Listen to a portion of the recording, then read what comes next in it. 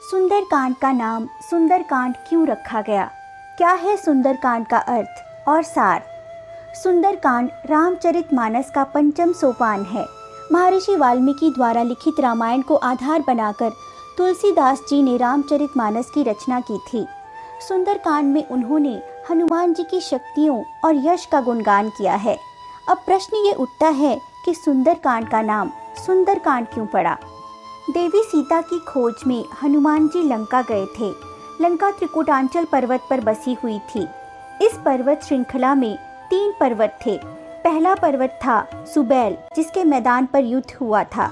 दूसरा था नील पर्वत, जहां राक्षसों के महल थे। तीसरा था सुंदर पर्वत, जहां अशोक वाटिका थी। रावण ने देवी सीता को इसी वाटिका में रखा हुआ था। इसी अशोक वाटिका में हनुमान जी की भेंट देवी सीता से हुई थी। सुंदरकांड वास्तव में इसी घटना का वर्णन है। सुंदर पर्वत पर हुए इस प्रमुख घटनाक्रम के कारण इसका नाम सुंदरकांड रखा गया। संपूर्ण रामचरितमानस में मर्यादा पुरुषोत्तम श्री राम के पुरुषार्थ का वर्णन है, परंतु सुंदरकांड में राम भक्त हनुमान जी की विजय का वर्णन है। सुंदरकांड का पाठ सभी प्रकार के संकट और दुविधाओं से मुक्ति दिलाता है। इस पाठ से मनोकामनाओं की पूर्ति होती है और मनोबल में वृद्धि होती है। सुंदरकांड के अत्यंत मनोहारी दोहों और चौपाइयों का संपूर्ण वर्णन इस छोटे से अंक में कर पाना तो संभव नहीं है, परंतु हम यहाँ कुछ सुंदर दोहों और चौपाइयों का उल्लेख करते हुए सुंदरकांड की कथा का आरंभ करते हैं। देवी सीता की खोज में लंका जाने पर विचार किया जा रहा था। जामवंत जी जानते थे कि ये कठिन कार्य केवल हनुमान जी ही कर सकते थे, परंतु हनुमान जी को अपनी शक्ति पर संदेह था। तब जामवंत जी ने उन्हें उनकी शक्तियों का स्मरण कराया। जामवंत के वचन सुहाए, सुनी हनुमंत हृदय अति भाए। तब लगी मोही परिखेहु तुम भाई, सही दुख कंद मूल फल खाई। जामवंत जी के वचन सुनकर हनुमान जी उत्साह से भर गए और लंका जाने को तैयार हो गए। उन्होंने अपने साथी जन को आश्वासन देते हुए कहा कि जब तक वे माता सीता की खोज खबर लेकर लौट न आए, तब तक वे सब कंदमूल एवं फल खाकर उनकी प्रतीक्षा करें। हनुमान जी को इस बात पर तनिक भी संदेह न रहा कि वे अपने कार्य में सफल हो पाएंगे। श्री राम की मुद्रिका साथ लिए हनुमान जी कूदकर एक ऊंचे पर्वत पर चढ़ गए और समुद्र को पार करने हेतु आकाश में उड़ चले। देवताओं ने जब उन्हें जाते देखा तो उनके बल और बुद्धि की परीक्षा लेने के लिए सुरसा नामक सर्पों की माता को भेजा। हनुमान जी को देख सुरसा अत्यंत प्रसन्न हुई। 8 सुरन मोहि दीन आहारा, सुनत बचन कह पवन कुमारा। राम काजु करी फिर मैं आवो, सीता कई सुधि प्रभु ही सुनावो। सुरसा बोली, आज देवताओं ने मेरे लिए बहुत बढ़िया भोजन भेजा है। उसकी बात सुनकर हनुमान जी बोले, हे माता, मैं श्री राम का कार्य सिद्ध करने चला हूँ। माता सीता की तनिक खोज खबर ले आऊं, तब तुम्हारे मुख में प्रवेश करूंगा। अभी मुझे जाने दो। परंतु सुरसा न मानी और योजन भर अपना मुख फैलाया। इस पर हनुमान जी ने अपने शरीर को उससे 2 गुना बढ़ा लिया। फिर सुरसा ने अपना मुख 16 योजन फैलाया तो हनुमान जी 32 योजन के हो गए। जैसे जैसे सुरसा अपने मुख का विस्तार करती रही, हनुमान जी उससे 2 गुना रूप दिखलाते रहे। तब सुरसा ने 100 योजन मुख फैलाया। इस बार हनुमान जी ने बहुत छोटा रूप धारण किया और उसके मुख में प्रवेश कर तुरंत फिर से बाहर निकल आए। उनकी बुद्धि और बल का भेद सुरसा ने पा लिया तो वो उन्हें सारी बात बताकर वहां से चली गई। हनुमान जी आगे बढ़े तो एक और बाधा उनके समक्ष आ खड़ी हुई। ये था समुद्र का एक राक्षस जो अपनी माया द्वारा आकाश में उड़ने वाले पक्षियों की परछाई को जल में ही पकड़ लेता था और उन्हें अपना आहार बना लेता था। उसने वही छल हनुमान जी के साथ भी करने का प्रयास किया, परंतु हनुमान जी के आगे भला कोई टिक सका था जो वो टिक पाता? समुद्र के पार उतरकर हनुमान जी ने प्रकृति के अनुपम सौंदर्य को निहारा। फिर एक विशाल पर्वत पर चढ़ गए।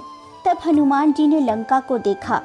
अति उतंग जल निधि चहु पासा, कनक कोट कर परम प्रकाशा। चारों ओर समुद्र से घिरी सोने की लंका नगरी इस प्रकार जगमगा रही थी कि नेत्र चकाचौंध हुए जा रहे थे।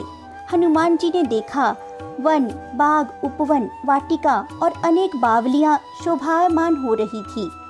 अनेक नाग कन्याओं, देव कन्याओं और गंधर्व कन्याओं के साथ साथ विशाल देह वाले महाबलशाली मल गर्जना कर रहे थे। सैकड़ों बलशाली और विशालकाय राक्षस लंका नगरी की पहरेदारी कर रहे थे। पुर रखवारे देखी बहु, कपि मन कीन्ह विचार, अति लघु रूप धरो निसी नगर, करो पैसार। हनुमान जी ने इन पहरेदारों को देखकर लघु रूप धरकर ही नगर में प्रवेश करने का निश्चय किया। जब वे लघु रूप में लंका में प्रवेश कर रहे थे, तब द्वार पर हनुमान जी की भेंट लंकिनी नामक राक्षसी से हो गई। उसने हनुमान जी को तुच्छ समझकर ललकारा तो हनुमान जी के एक घूंसे से ही वो पृथ्वी पर लुढ़क गई। उसने अंत समय में हनुमान जी की शक्ति को पहचान लिया और स्वयं को सौभाग्यशाली समझा जो वो उनके दर्शन कर पाई। हनुमान जी आगे बढ़े और माता सीता की खोज करने लगे। पहरेदारों से आंख बचाते वे रावण के महल में जा पहुंचे, परंतु माता जानकी को वहां न पाया। तनिक आगे बढ़ने पर हनुमान जी को एक सुंदर महल दिखाई दिया। उसमें एक मंदिर भी बना हुआ था। वहां लगे तुलसी के वृक्ष समूहों को देखकर हनुमान जी का हृदय हर्ष से भर गया। वे सोचने लगे कि ये लंका नगरी तो राक्षसों का निवास स्थान है, फिर यहाँ कोई साधु सज्जन कैसे निवास कर सकता है। उसी समय विभीषण जी जाग गए और राम नाम का उच्चारण करते हुए बाहर आए। राम नाम सुनकर हनुमान जी अत्यंत हर्षित हुए, परंतु उन्होंने सोचा कि रूप बदलकर ही विभीषण जी से मिला जाए, सो वे एक ब्राह्मण का भेष बनाकर विभीषण जी से मिले। दोनों ओर राम भक्त थे। जब हनुमान जी ने श्री राम की सारी कथा कहकर अपना नाम विभीषण जी को बताया तो वे आनंदित हो उठे। फिर हनुमान जी से बोले, हे पवन पुत्र, मैं अपनी क्या कहूँ, बस इतना जान लीजिए, मेरी स्थिति तो ऐसी है जैसे दांतों के बीच जीवा की होती है, परंतु मुझे अब पूरा विश्वास है कि प्रभु श्री राम की कृपा मुझ पर होगी। तब हनुमान जी बोले, हे विभीषण जी, प्रभु की यही रीति है, वे अपने सेवक से सदा ही स्नेह रखते हैं। आपसे भेंट होना तो मेरा भी सौभाग्य है। अब श्री राम के कार्य की सिद्धि में मुझे कोई संदेह नहीं। आप बताएं, माता जानकी कहाँ हैं? जुगुति विभीषण सकल सुनाई, चलेयु पवन सुत विदा कराई, करी सोई रूप गऊ पुनीतहवा, बन अशोक सीता रह जहवा। तब विभीषण जी ने माता सीता का पता हनुमान जी को बताया। हनुमान जी ने एक बार फिर लघु रूप धारण किया और जा पहुँचे अशोक वाटिका, जहाँ माता सीता रहती थी। माता सीता के दर्शन पाते ही हनुमान जी ने उन्हें मन ही मन प्रणाम किया। माता जानकी प्रभु श्री राम के ध्यान में गुमसुम सी एक वृक्ष के नीचे बैठी थी। हनुमान जी वृक्ष के पत्तों में छिपकर बैठ गए और तनिक विचार करने लगे कि किस प्रकार वे माता सीता तक प्रभु श्री राम का संदेश पहुंचाएं। तभी सज धज कर रावण वहां आ पहुंचा और माता सीता को अनेक प्रकार के प्रलोभन देते हुए अपनी रानी बनने को कहने लगा। उस दुष्ट की बात सुनकर वे बोली, अरे ओ अधर्मी, तुझे रघुवीर के बाण की खबर नहीं, तू मुझे सूने में हरलाया है। पापी, तुझे लज्जा नहीं आती? माता सीता के वचन सुनकर रावण तिलमिला उठा और उन्हें धमकाने लगा। अपना अपमान होता देख वो उन्हें मारने दौड़ा। तब रानी मंदोदरी ने उन्हें नीति कहकर समझाया। रावण ने अपनी सब दासियों को सीता को भय दिखाने को कहा और वहां से चला गया। जब राक्षसियों ने माता सीता को भय दिखाना आरंभ कर दिया, तब त्रिजटा नामक राक्षसी ने उन सबको अपने स्वप्न के बारे में बताया। सपने बानर लंका जारी, जातु धान सेना सब मारी, खर आरूढ़ नगन दसीसा, मुंडित सिर खंडित भुज बीसा। वो बोली, मैंने स्वप्न में देखा एक वानर ने लंका जला डाली, राक्षसों की सारी सेना मार डाली गई। रावण के 10 सिर मुंडे हुए हैं, 20 भुजाएं कटी हुई हैं और वो नग्न अवस्था में गधे पर सवार है। रावण का अंत निकट है, इसमें अब तनिक भी संदेह नहीं। तुम सब देवी सीता की सेवा कर अपना कल्याण कर लो। त्रिजटा राक्षसी होते हुए भी श्री राम के चरणों में श्रद्धा रखती थी। उसकी बातें सुनकर राक्षसियों ने माता सीता को सताना बंद कर दिया और वहां से चली गईं। तब माता सीता हाथ जोड़कर त्रिजटा से बोली, हे माता, तुम तो मेरी विपत्ति की संगिनी हो, कुछ ऐसा उपाय करो कि मैं यह शरीर छोड़ सकूं।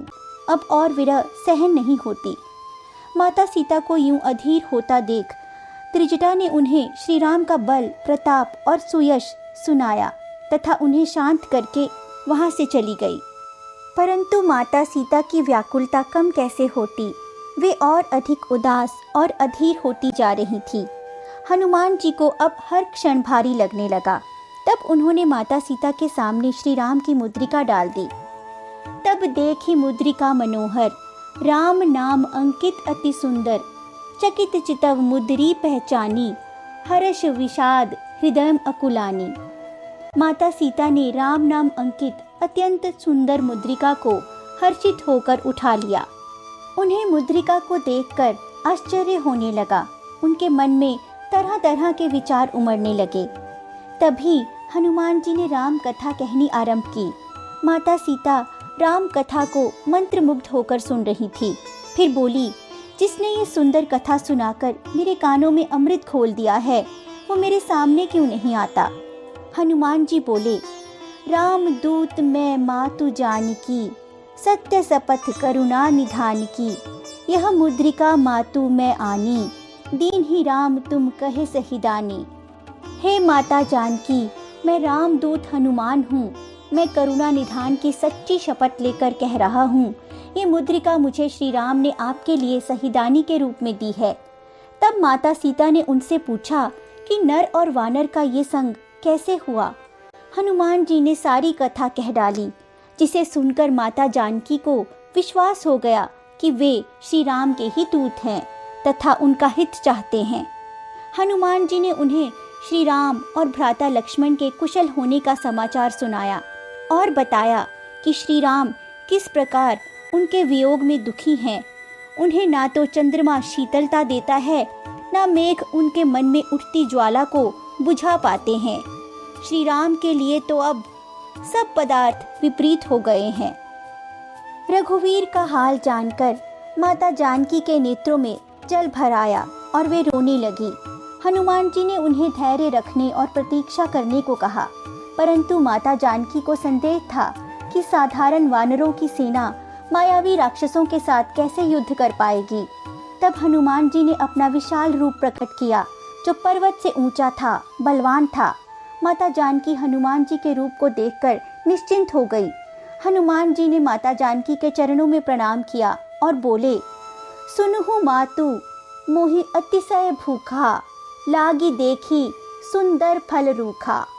हे माता, इस वाटिका में लगे ये सुंदर फल वाले वृक्षों को देखकर मुझे अत्यधिक भूख लग आई है। यदि आपकी आज्ञा हो तो मैं कुछ फल खा लूं। इस पर माता सीता ने उनसे कहा, प्रिय पुत्र, यहाँ अत्यंत बलशाली पहरेदार रखवाली करते हैं, तुम फल कैसे तोड़ पाओगे। हनुमान जी बोले, मेरे प्रभु श्री राम और माता जानकी का हाथ जब तक मेरे ऊपर है, मुझे किसी का भय नहीं। तब माता सीता ने उन्हें आज्ञा दे दी। बस फिर क्या था, हनुमान जी फल खाने लगे, वृक्षों को तोड़ने लगे। जो रखवाले उन्हें रोकने का प्रयास करते, उन्हें मसल डालते। जो बच गए वे रावण के पास जा पहुँचे। नाथ एक आवा कपि भारी, तेहि अशोक वाटिका उजाड़ी, खाए सी फल अरु विपट उपारे, रक्षक मरदी मरदी मही डारे। अशोक वाटिका के रखवाले रावण को बताने लगे, हे नाथ, एक बड़ा भारी वानर आया है। उसने अशोक वाटिका उजाड़ डाली, फल खाए, वृक्षों को उखाड़ डाला और रखवालों को मसल डाला। तब रावण ने अपने योद्धाओं को भेजा, परंतु उनका भी वही हाल हुआ। इस पर रावण ने अपने पुत्र अक्षय कुमार को भेजा। हनुमान जी ने उसे भी ललकारा और क्षण भर में उसका भी वध कर डाला। इस बात की सूचना जब रावण को मिली तो वो तिलमिला उठा। उसने अब अपने ज्येष्ठ पुत्र मेघनाद से कहा, पुत्र मेघनाद, जाओ और उस उत्पाती वानर को पकड़ लाओ। उसे मारना मत, मैं देखना चाहता हूँ कि वो है कौन और कहाँ से आया है। मेघनाद, जिसने इंद्र को जीत लिया था, बड़े अभिमान से हनुमान जी के समक्ष अपने रथ पर सवार होकर आया, परंतु बजरंग बली ने उसका रथ तोड़कर उसे रथ विहीन कर दिया और उसके साथियों को मसल डाला। मेघनाद ने अब माया का प्रयोग किया, परंतु पवन सुत पर उसकी माया का कोई प्रभाव न पड़ा। ब्रह्म अस्त्र ते ही साधा, कपि मन कीन्ह विचार, जो ना ब्रह्म सर मानव, महिमा मिटई अपार। जब कोई माया काम न आई तो मेघनाद ने ब्रह्मास्त्र का प्रयोग किया। तब हनुमान जी ने विचार किया कि यदि मैं ब्रह्मास्त्र को नहीं मानूंगा तो उसकी अपार महिमा समाप्त हो जाएगी।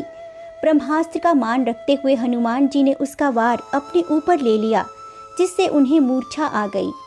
तब मेघनाद उन्हें नागपाश में बांधकर रावण की सभा में ले गया। हनुमान जी को देखने का कौतूहल हर किसी के मन में था। हनुमान जी भी रावण की सभा को और उसके ऐश्वर्य को देख रहे थे। वे देख रहे थे रावण का अभिमान और उसकी सभा के सदस्यों की आंखों में रावण का भय। हनुमान जी को देखकर अभिमानी रावण दुर्वचन कहता हुआ जोर जोर से हंसने लगा। फिर उसे अपने पुत्र अक्षय कुमार के वध का स्मरण हुआ तो उसके हृदय में विषाद उत्पन्न हो गया। उसने गरजते हुए हनुमान जी से उनका परिचय पूछा और ये भी पूछा कि उसकी अशोक वाटिका को उजाड़ने तथा राक्षसों को मारने का दुस्साहस उन्होंने कैसे किया। क्या उन्हें अपने प्राणों का लेश मात्र भी भय नहीं?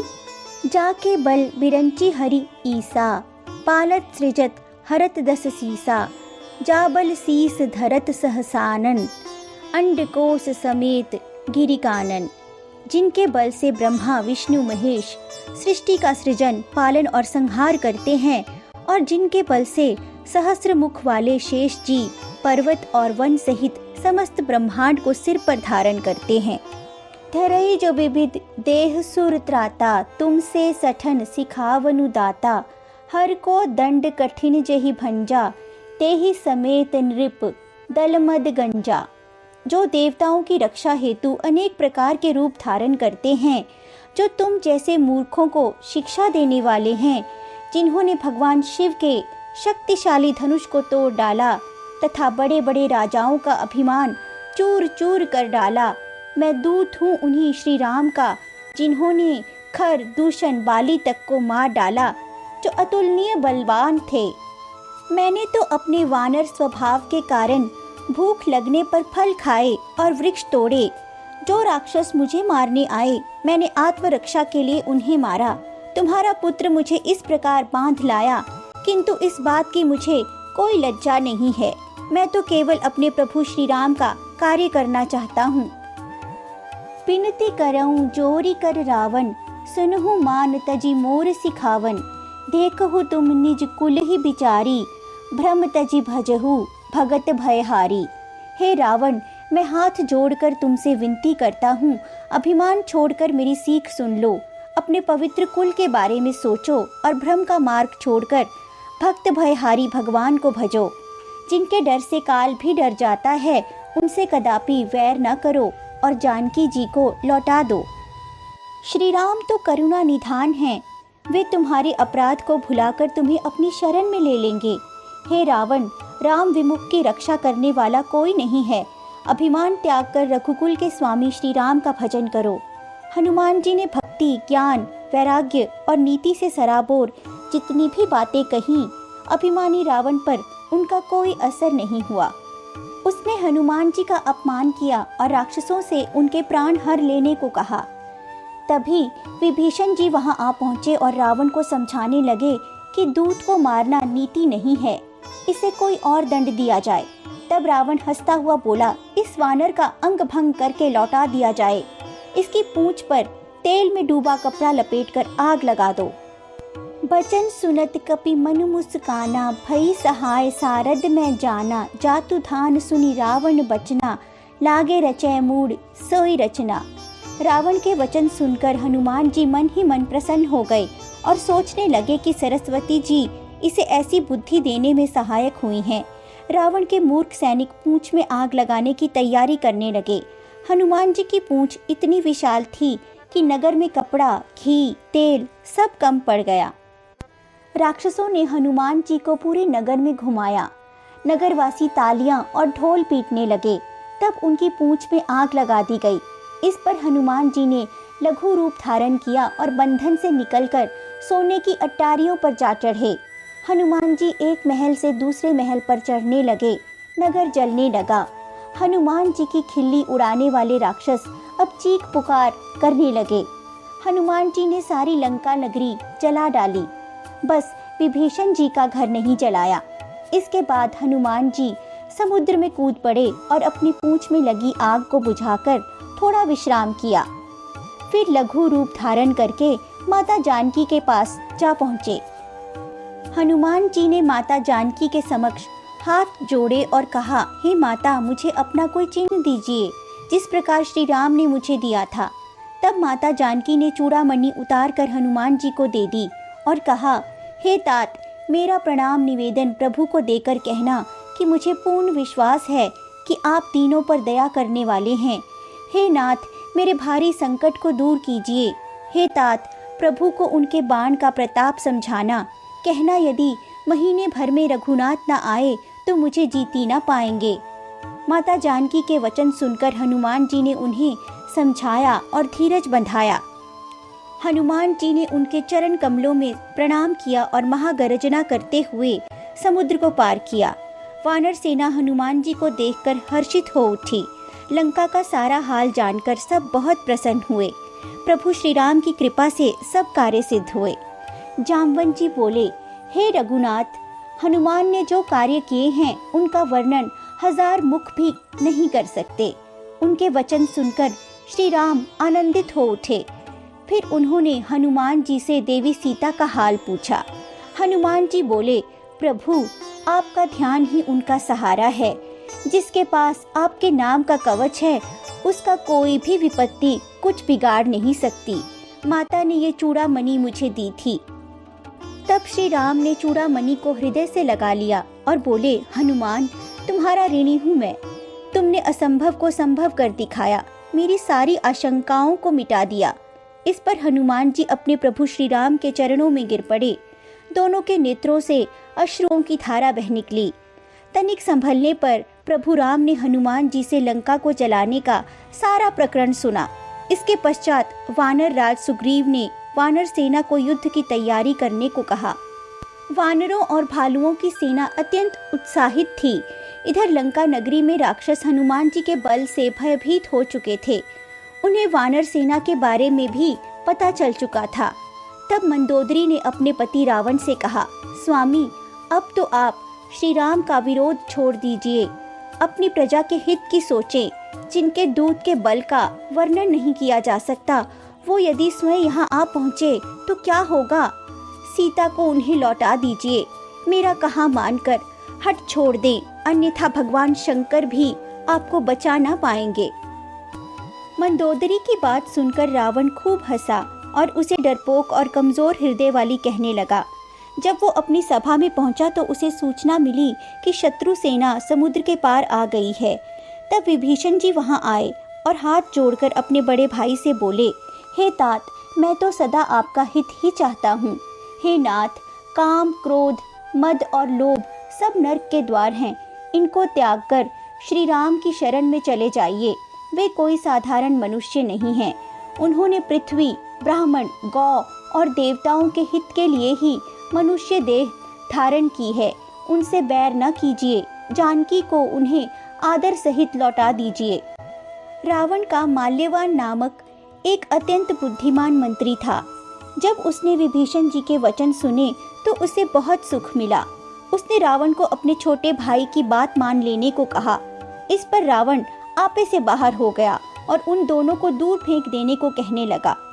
विभीषण ने हाथ जोड़कर फिर कहा, तात चरण गहि मांगऊं, राखऊ मोर दुलार। सीता देहु राम कहूँ, अहित न होई तुम्हार। हे तात, मैं चरण पकड़कर आपसे विनती करता हूँ, आप मेरा आग्रह स्वीकार करें।